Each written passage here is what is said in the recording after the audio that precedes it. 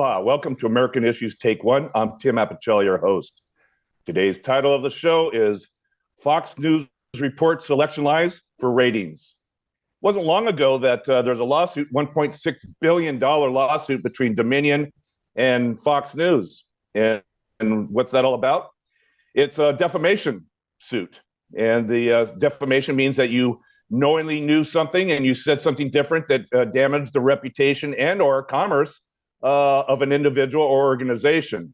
And that's what this lawsuit's all about. Funny thing about that is the star lineup of Fox News, Sean Hannity, testified under deposition the following. When asked the question, was there fraud? Did you believe there was fraud involved in the 2020 election of Donald Trump? He said, and I quote, "I did not believe it for 1 second." Yet here we have, in deposition, we have discovery of all sorts of documents where Sean Hannity, Tucker Carlson, Laurel Ingraham, Mauro Bartiromo, Lou Dobbs, and Jeanine Pirro all knew that there was not election fraud. They text back and forth to each other for quite some time. And there's literally hundreds of pages of these texts. And they knew that there was no election fraud, yet daily, weekly, monthly, they reported 180 degrees differently. And so that's what the topic of the show is why would you report something that's false and you knew it was false, yet you reported it anyway? And now to my guests. With me today, I have my co-host, Jay Fidell, our special esteemed guest, Jeff Portnoy, and our regular contributor, Cynthia Lee Sinclair. Good morning, everyone. Is the show over yet? That was the longest introduction. Oh, I was just warming up, Jeff. Oh, okay. I didn't know there was any time left. Well, here we go. Jay, to you, since Jeff likes to editorialize so early in the game. I usually wait about 10 minutes before that happens, but no. Jeff. I thought I'd get right after you, right at the beginning. Right. Hey, Jay, in the past, we've talked about stochastic speech, which is a dog whistle of speech that ultimately or eventually leads to violence. What do you think about this whole discovery of documents, texts, emails from these top lineup stars at Fox News that basically said they knew the election was not a fraud, and yet they reported otherwise? What's your take on it? Is it stochastic speech, or what is it? I don't think there's a lot of law in stochastic speech. It's a long way to go to infer from what those guys were saying to violence or anything. But, one thing, it strikes me is that they were all individually lying. That's what we know.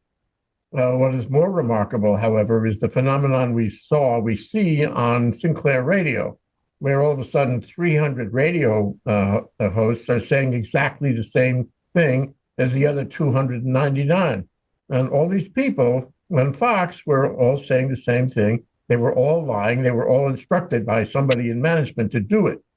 So I get more concerned about that. And this, I want to pass this off to Jeff because this will touch a bone in his body. If you abuse the First Amendment long enough, then you wind up undermining it. You wind up requiring some kind of change. And I think that's where we're headed. If all these people are lying at the same time, and it has a negative effect on public opinion and arguably on stochastic things, somebody is going to have to do something. Let me say also that in all of this news reporting, Tim, not a peep about the FCC. Nothing. There is really no regulation happening at all. Well, minimally, the FCC should take away the news, the moniker news after Fox. It should be Fox Entertainment. I think they've proven without a shadow of a doubt after all these years, finally, that they're not reporting the news. They're reporting what they're told to say what the news is. How about Fox Saturday night? Fox Saturday night. Or if you like it better, Fox Friday night. But not Fox News. Well, since you invited Jeff to opine, let me go to my question to you, Jeff. In the past don't you want shows to that we've respond to my statement that the First Amendment has been undermined and that will require regulation? Jeff? We have a constitutional crisis over the First Amendment. Let him speak to that. Much ado about nothing. Okay, much ado about now nothing. My turn. All right, that's it. That's the end of the program. There are actually two significant branches to this tree argument.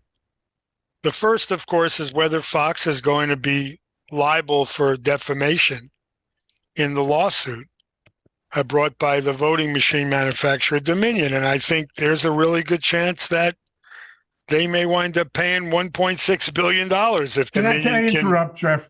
Well, you did. Well, you did. So you can. Well, then I have my answer.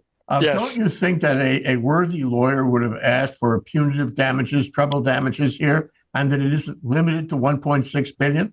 I haven't read the pleading, so I don't know. I just know the law. But the other part of this, look, these are all the opinion makers on Fox. And I don't, Fox is a joke anyway, but what's lost in this is that most of the news broadcasts on Fox, of which there are, either debunked the whole theory and were chastised by management, or didn't echo the false statements of the so-called opinion makers. But that's what opinion's about. So, now they've been exposed as entertainers and, saying things that they know would get an audience, provoke an audience, when they knew that some of the philosophy that they were expounding, some of the so-called facts that they were repeating, they knew were inaccurate. That's the price you pay. It's not the first broadcast individual, the first broadcast entity. You mentioned Sinclair. You might be able to make the argument, if you're on the right, that certain people at MSNBC blur the line between news and opinion. So, I think it's great entertainment of what's happening. I think it's tremendously embarrassing to these people, not that their listeners care or their viewers care, but they have certainly been wounded. I don't think they're hemorrhaging, but they've got a few Band-Aids they need to put on. Okay. That doesn't answer my question about the First Amendment. What about it? This is bad news on the First Amendment. Why? People abusing the First Amendment because okay, if it was just a matter they didn't abuse the First Amendment. If they did something illegal or subjecting them to civil penalty, which I believe they likely did, they haven't abused it. This is the modern day equivalent of calling fire in a crowded movie theater. Why? There's got to be because they're confusing and they're creating tumult. They didn't tell people. Arguably creating violence around the whole country. Oh, please. It should not be permitted. They did not. I didn't watch all the broadcasts, so I can't respond to whether they, quote, told people to set fire to the Capitol or whatever. Or that goes to my point about sarcastic. I'm asking my second chair, Cynthia Sinclair, to respond to you. I feel like Jay, she can do a very good job at rebutting what. Who's the host of this show? Yeah, Jay, I'd like to be able to ask a few of my questions if you don't mind. No. Jeez, I've been hijacked yet again. And Jeff, no offense, but every time you show up, Jay hijacks my show. I can't help myself. I'm sorry. I know you can't. So to my question, Jeff, Jay, that's okay. Yes. If you don't mind. What about Cynthia? Well, I'll defer. I'll defer to Cynthia as soon as I answer Tim's question. Okay, thank you. God bless you, all of you. Wow. Okay. What is the question? Well, I'm trying to get it out. Jeff, we've discussed in the past that free speech and First Amendment rights have a limitation. That is, if there's imminent lawless action that follows that particular speech. And you pointed that out quite correctly, and rightly so. However, these Fox News hosts, and by the way, they did all the reporting under the moniker Fox News, right? So the question is there a basis other than Dominion's civil suit for the families of the slain police officers to say, hey, they knowingly knew the truth, and yet over time they stoked the fires, which ultimately led to the deaths of my husband, my father, these sorts of things. Is there something that's down the road that would open up that Pandora's box? There are how many lawyers in the country? 10 million, 15 million? I'm sure that there'll be somebody that will attempt to grab a headline by filing a ridiculous suit like you've just suggested. Not that you're ridiculous, and it'll get tossed out. I mean, unless there's a specific statement that is designed and does provoke someone to an act of violence or criminal activity, then that's just what you live with in this country. Listen, Don Lemon was taken off of CNN because he was blurring the line between news and opinion. I watch him every night and I like cringe. This is supposed to be the news. I liked what he was saying, but it was mostly opinion. I mean, so, look, I'm not supporting what Fox does or did, and maybe these guys will be chastised a little bit, but I think what you're suggesting, Tim, and maybe even Jay, and we'll see what Cynthia has to say, is that somehow we don't allow that kind of stuff. And so who makes that decision? I will now, as promised, defer to Cynthia. Yeah. Well, Cynthia, hang on. I got one last question I want to ask you. Oh, wait. Does that lead, Jeff, to a court case that goes to the Supreme Court that addresses stochastic speech? I don't know what stochastic speech is, I'll be honest. I can't spell it. It sounds like a good Scrabble word, though. It's a great Scrabble word. Well, it's basically a dog whistle of speech that underlines a call to violence over time. So it's not an immediate call, but it's the suggestion, the implied message that violence is required. Do we get a court case like that in the future to the Supreme Court? I don't even. And you're referring to what Fox said about the election being stolen? I mean, well, other things that Donald Trump has done during the January 6th, leading up to January 6th attack on the Capitol. We've talked about this before, and you're right. I mean, Donald Trump probably will not be taken to task because his words did not lead to imminent lawless action. But what about the stochastic implications that did lead to violence, but it is over time? It could lead to litigation. I'm talking about the statements that the election is stolen. They file these frivolous lawsuits. The lawyers get fined.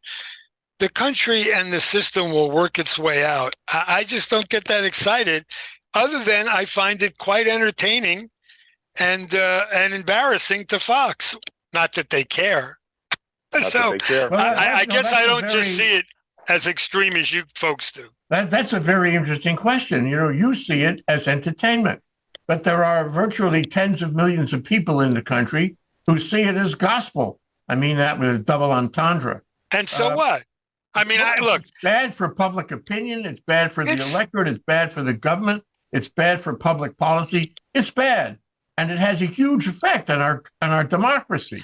So can we tolerate that? Can we afford to do nothing? I promise to defer to our other panelists, and I will. I've heard that one Thank before. you, Jeff. Thank you, Jay. Cynthia, would you like to take this one on, or do you want me to go back to a different question? Well, I want to take this one on. Okay. And then I want to go back to, but it doesn't get you excited. And, it probably wouldn't get me very excited either if we hadn't had an insurrection and an attempted overthrow of the government. So there's kind of not so much of a gray area there. But now what I want to address is important. And it's back to the actual title for our show, which is this whole defamation suit, right? So New York Times v. Sullivan was decided in 1964. Okay. To sustain a claim of defamation or libel, the First Amendment requires that the plaintiff show that the defendant knew that the statement was false or was reckless in deciding to publish the information without investigating whether it was accurate. So right there, that's wait. I got to stop you because that's the correct law. Right. But the lawsuit by Dominion has nothing to do with whether the election was stolen. The suit that Dominion has brought are the statements by the former mayor of New York and others at Fox that the voting machines were manipulated by people in Venezuela. I mean, That's what that's all about. Wait. Defamation is the name of their suit. That's it. It's a defamation suit. Well, I know that. I said that. Claiming they were defamed, and all they need, according to New York v. I said that. I said that in answering Jay's question, that there's a valid defamation suit, and I think they're going to win. Right. Yeah, and there's the law that they can hang it on too, right there. All they got to do is prove that they knew it was false, and they've already done that with the text. Well, but you guys have been talking about the election being stolen, being false. That's not what I'm talking about, and that's not what the lawsuit's about. The lawsuit's about a false statement about manipulated voting machines, and there were corrupt voting machines and stuff like that. That's actionable. Yeah, but the Jeff, fact isn't that it true? Yeah, go ahead, Jeff. Isn't it true that while these hosts were saying the election was fraud, they were using the springboard of Dominion voting machines? Well, that was one thing. They had a million other things they said, right? Right. That wasn't it. There were immigrants voting 4 times, people who were dead, et cetera, et cetera, et cetera. Dominion isn't going after them for that. I know that. Dominion is okay, so I think we're saying the same thing here. For defaming their company. So that's why this information even came out, was because they had these text messages that prove that they knew what they were saying was a lie. And that's what this is really all about. We're not talking about all the many sins of Fox, which there are many. Oh, Jay is. Well, that's the broader part of the subject. The main subject here is Dominion and whether or not they're going to be able to go forward with their case, have a case to stand on. And apparently, according to that 1964 law, they do have a case to stand on because they have just proven that they knew they were lying. And what does that say to the greater community, though? Jeff, what does that say to the greater community of people that are maybe in between, that don't buy into all the stuff that Fox says? The independent voter. Wait. Would it have been different? Okay, would it have been different if we never heard that they knew these statements were untrue? Would it have been different if they truly believed what they said? They'll still believe it, even when the lawsuit's over. So, I mean, forget it. I'm talking about legal. I'm talking about defamation. I'm talking about the First Amendment. That's not what you started with. Freedom of the press. What you want... the cold water bath here is that they knew these statements were incorrect. What you want, what you're asking for is a state-sponsored media. You want to go to what's going on in the Soviet Union. You want the government to have a single voice, and that's the only news and the only opinion we get. That's what you're suggesting. Will the reporter please read back the record and see if I am asking for a No, we're moving on, Jay. No. The answer is no. The reporter will not read back your words. Okay, Cynthia, finish up your thought, and then I'm going to move on. Okay, ask me that next question instead. Let's move on. Instead. Well, I guess my question is, what is your reaction? What should the public's reaction be to those Fox News hosts that knowingly propped up the election lie, and they knew in their hearts, they knew in their texts, their words, that it wasn't true? What kind of response should they get, Fox and Fox station get, for this, what has occurred here? Change the channel. Okay, that's one answer. Cynthia, your answer. My turn. I feel like a gladiator in the ring in Rome, the Colosseum. My God. Go ahead, Cynthia. So all of the, and in some ways I agree with Jeff, as all the people that are Democrats that have been watching the actual facts all along, right? They already know. They already know the truth. This is the issue, though. Will it make a difference for the loyal Fox watchers? Guess what? The people that are the worst in the believing those lies and all in with Trump and all that stuff, they don't even watch Fox anymore. They're watching OAN and Newsmax. Okay, so not true. Guys, they're lost already, right? And unfortunately, this is the way I feel about it. Is that, and you've heard me say this a bunch of times, Trump has devolved truth into opinion, right? And so what is truth anymore, right? Yeah. You ask Rudy Giuliani, he'll say truth isn't truth, right? Read Animal Farm. This isn't new. Read Animal Farm. I mean, Orwell wrote about this, 60 years ago? Nothing has changed. You're right. What is truth? That's what Animal Farm is all about. Okay, hey, Cynthia, let me finish by saying this. I had the pleasure of having dinner with a good friend of mine who's an avid Fox watcher. He watches it each and every day, morning, noon, and night. And he didn't know a thing about the Dominion deposition of Sean Hannity, nor the documents of discovery. And he said, news to me. Interesting. News That to me, surprises me. I would have thought that Fox would have heard about it, by now. So That's my point. I mean, if you're getting your information in the bubble, the bubble holds. No information is one of the getting. main things that I see as one of the main things that I see that Trump did was he allowed truth to disappear, and everyone can believe whatever they want. That's the viewer's choice. That is the viewer's choice. It becomes truth, right? But that's the viewer's choice. We have how many stations now? 400 stations on your cable. Probably can get more if you got a satellite that can pick up, stations from. Not all of them are news, Jeff. Not all. Well, that's all right. So if you don't like what you're seeing on Fox, turn on to Newsmax, which a lot of people are doing because I think Fox has become too liberal. Hey, Jeff, that's the whole. Jeff, point. you're not in. Let me just guess. Let me just guess something. If we get separated into our camps of you only watch this that only tells you what you want to hear, and you only watch this how is that going to be any kind of American way of? It's just going to separate us more. It's going to divide us more. It's going to make us be more entrenched in our camps, that we have no open-mindedness because we just get told what we want to hear. There are people that watch The Real Housewives of New Orleans. Are we going to take it off the air? It's what they want to watch.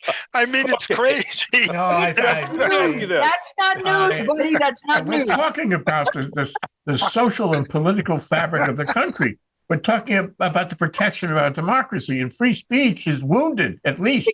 We haven't even started talking about social media. And when did it first get wounded? Did anybody hear of McCarthy or Father Coughlin or January 20th, 2017? Why? How did it get wounded then? Trump took office. It happened way before. Okay, that's an exaggeration. But let me only. All right. No, Jay. The Supreme Court has heard argument this week about Section 230 of the Communications Act. In the last 2 minutes, you want to get into that? No, I'm only saying that we have these issues in front of us. Sorry. We have information that is not true, that is detrimental to the country, flowing out on all of these channels, and it is not helping, our clarity as an electorate, as a country. And I think we have got to address that. I don't know what you do about the First Amendment, but I think the First Amendment, and Jeff is never going to agree with me, the First Amendment needs work. It is broken. It is not working. It is not supporting a free country and a robust democracy. And if we do nothing, we are going to see more insurrections. Thank you, Jay. Cynthia, I want you to finish up, and then I'm going to go to Jay. Go ahead. Well, one of the things about this specific trial is that they're claiming, anyway, from everything that I've read, is that it is not a request to go to trial. It's actually, there's no genuinely disputed fact. The defendants were deliberately lying, and they already know it. So this is one of the first defamation cases in which it is possible to rule for the plaintiff on summary judgment. And that's what they're asking for at this point, is that summary judgment, so that we won't go to trial, which I don't think is good, because the trial is where we're going to get to hear all this stuff. If they go straight to summary judgment, guess what? The money changes hands and it goes right under the rug again. That's what I'm worried about. Well, it probably will be. Okay, thank you, Cynthia, so much. Jay, remember the Sinclair case where all the news hosts across the country were reading word for word a script put out by Sinclair, basically was very helpful to Donald Trump and in his election.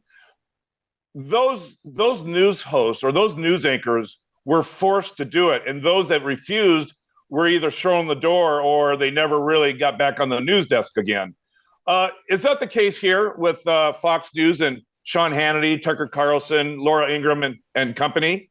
Were they forced to toe the line on this one? I don't think we have evidence of that. And What's your opinion on that point? Somebody here mentioned that there were other shows on Fox that were contrary to that opinion, but and I don't watch it and I won't watch it. But let me say that it's more than just coincidence that they all knew and they all lied and they all said the same thing in their lie.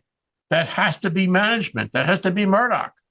This was company policy. I mean, there's no question that the company is, a party in interest here, and the judgment, whatever it is, should be against the company as well. But what is very troubling is this is neither news, that is, it's false, nor is it opinion. It is company propaganda. And I mean, to use an FCC licensed TV station, and P.S., most people get their news from TV. And you take any survey, that's what you're going to find, even more than social media. And what troubles me is that, this is a recipe for national disaster. And the allowance, permission to use propaganda that is not true. This is what is happening in state TV that Jeff talked about in Russia. This is almost like anti-state TV or alternate state TV that is coming out of management, just like Sinclair. Okay. So, Jeff, I'm going to take you back to deja vu times when I asked you this question and your opinion. And I'd just like to kind of check in with the context of this Fox News story defamation lawsuit. And that is, back in the old days, Walter Cronkite, Eric Severai, all those great news hosts, all those news anchors, there used to be a news desk, and then you would pan away with the camera to another desk on the other side of the studio called the editorial desk. And so people were able to discern between news and opinion or editorial. What's your opinion about going back to those days? I'm sure you're going to say, well, who defines what the news is? But at least we had less confusion between entertainment, opinion, editorial versus factual news. Where are you on that thought?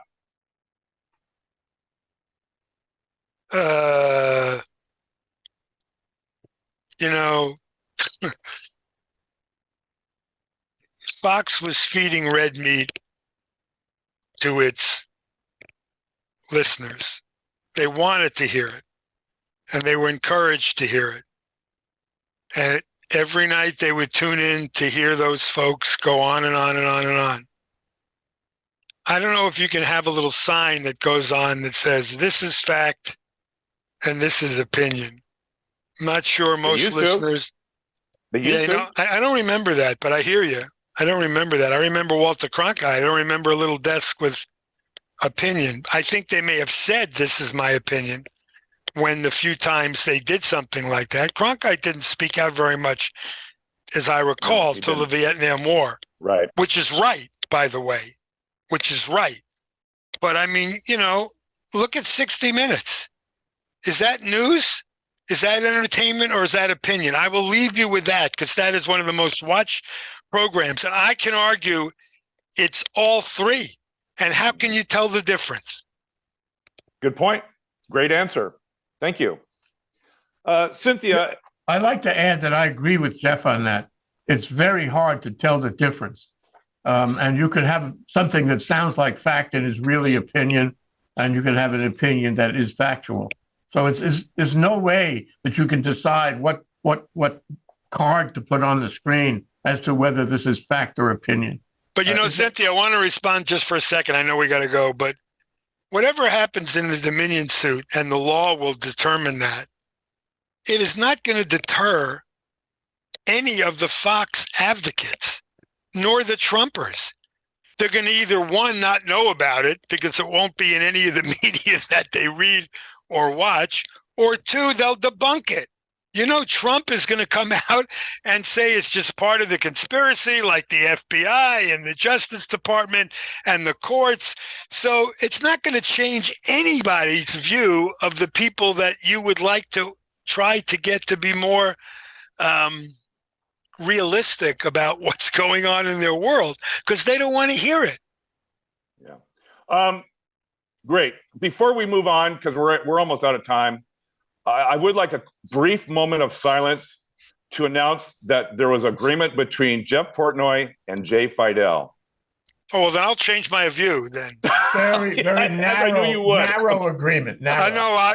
If I said something that he agreed with, I must have made a mistake. All right. I'm not going to be able to have time for my last question, but I will go around the table here, our virtual table, and start with you, Jeff, your last thoughts or opinions about this topic that we've discussed today. I hope Dominion wins. I think anytime you have a libel suit of this magnitude, it's going to have impact on the law of defamation and the law of libel. I hope they win as much money as the court is able to award, but I'm not all that bothered by the fact that Fox opinion makers, quote unquote, or newsmakers in your view, lied. It wouldn't be the first time. And, I think they're going to be sufficiently chastised whether they change the way they do things because their viewers aren't going to believe it anyway. Yeah. It's a whole other story. So, as I say, and I'll finish with this, I'm a free speech guy. I believe if you don't like what you're watching on Fox, turn it to CNN or turn it to Newsmax or turn it to MSNBC. And there's nothing we can do without state-sponsored media that's going to force people to only watch and listen to one view. Okay. I got it. I can't help myself. Last follow-up. Does Dominion deserve a punitive damage award if they ask for it? In the law of defamation, they're very similar in what the tests are. So I think that if they can prove, I think it's in Virginia. I don't know what the law in Virginia is on punitive damages, but I think that if it's willful, almost criminal conduct, you could make an argument for punitives. Okay, great. Thank you very much, Jeff. Cynthia, your last thoughts on this topic?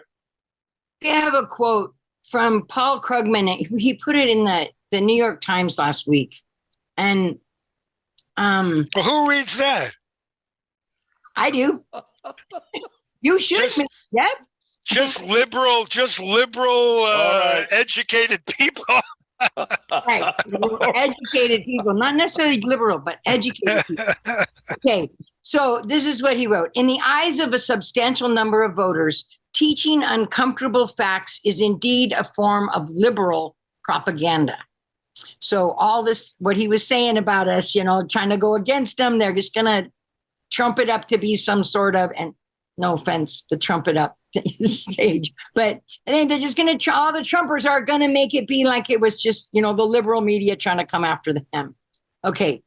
Once that's your mindset, you see left-wing indoctrination happening everywhere, not just in history and the social sciences. If a biology class explains the theory of evolution and why almost all scientists, Trump created a permission structure for his followers to assert that reality is whatever they want it to be. If they don't want to believe in the biology of COVID-19, they will reject it, even as some of them are dying from it. If they don't want to believe racism shaped American history, they will simply dismiss any mention as critical race theory and fight to keep schools from teaching these basic facts. Deep down inside, however, most of them know that the things they aren't saying aren't factually correct. And ultimately, it doesn't matter. And I think he's exactly right. And that's sort of the things that we've been talking about here today, that he's preaching to the choir, so to speak. I don't know, as they were just worried about losing money when they pushed all those lies. They were going to lose their viewers to Newsmax. They were telling the viewers what they wanted to hear, right? So that's why they listened. And that Jeff is right. That's why they tuned in. So I agree with Jeff on all those points for sure. All right. Thank you very much, Cynthia. Jay, you get the final last word. Yeah, I think we have to make a distinction between this case, which probably will have an effect on big media. They'll be much more careful in doing defamation against a commercial interest. I mean, that even as we saw that happen, we all said, gee, they're they're assassinating a given company, and there's going to be predictable huge damages. And here we are. By the way, I'd like to volunteer for the jury. Somebody said that we would have this on summary judgment. I doubt it.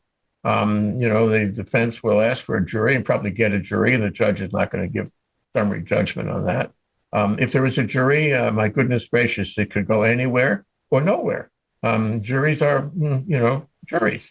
But if there is a jury, I would like to volunteer right here in public. I'd like to volunteer for that jury. Finally, I want to say that when you will have, assuming a big verdict, and judgment, you will have, a change in the way media like Fox makes lies against commercial interests and does defamatory things like that, okay? But there's a big difference between that and saying the election was stolen. Big difference. There's no commercial target there. It's a value judgment. It's a large national sweep statement. It's very hard to say that it's defamation. It's not defamation. Defamation doesn't cover it. I think we all agree on that. But it is lying and it is propaganda. And so I think our system really needs some correction. And I think the FCC, which gives licenses, should be able to take licenses. And there should be some kind of legal statement of what the public interest is. And this is certainly not in the interest of the public. Nothing that Fox has done over the Trump years anyway has been public interest. Remember, on Insurrection Day, those guys were calling him. They worked for him. They were agents of Trump. Is that in the public interest? Well, all I'm saying is that the larger system is different than just this one case. The larger system is very troubling. It is being undermined. It is still being undermined. This isn't going to change Trump's. Rather, this isn't going to change Fox's essential willingness to lie about public issues. So I wish it were other than that, but I don't think it's going to affect the way they operate. And I think somewhere along the line, government has to step in, probably the FCC on their license. All righty. I'd like to thank my guests for appearing today. But before I do so, I'd like to just say that I appreciate Jeff's reference to George Orwell's Animal Farm. I think it's a very appropriate reference to be made during these times. And I'd like to thank everyone for a high level of energy and discussion. And if my audience got bored, it's their own fault. So I'd like to thank my co-host, Jay Fidell, our special esteemed guest, Jeffrey Portnoy, and our constant and ever-loving contributor, Cynthia Lee Sinclair. Thank you so much for joining us. Won't you join us next week for American Issues Take One? I'm Tim Apicella, your host. And until then, aloha.